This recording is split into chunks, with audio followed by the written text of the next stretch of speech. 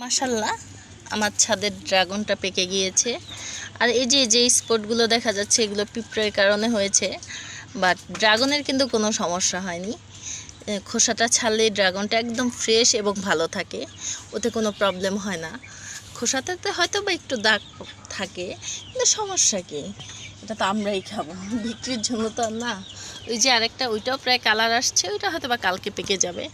আর দেখুন, এই যে এই ফুলটা রাত্রে পরাগায়ন করেছি, ওইটা পরাগায়ন করেছি।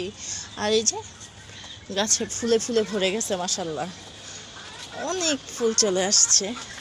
এগুলো মানে এক এক গাছের তো ক্রস পরাগায়ন হলে ফল খুব ভালো হয়। তবে আমার এদিকে কয়েকটা ভ্যারাইটি আছে, এর ভিতরে একটা আছে যেটা স্বপরাগায়ন, মানে নিজে নিজেই হয়। এই যে কালকে রাত্রে 3টা ফুল পরাগায়ন করেছিলাম, আর এই যে আজকেও আরও 2-3টা আছে। আর এগুলো হয়তো বা 2-1 দিনের মধ্যেই ফুটে যাবে।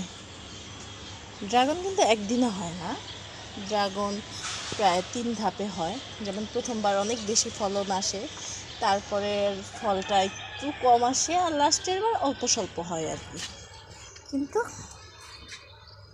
আমার মনে হয় ড্রাগন একটা লাভজনক যেটা মনে করেন গাছ লাগালে আপনি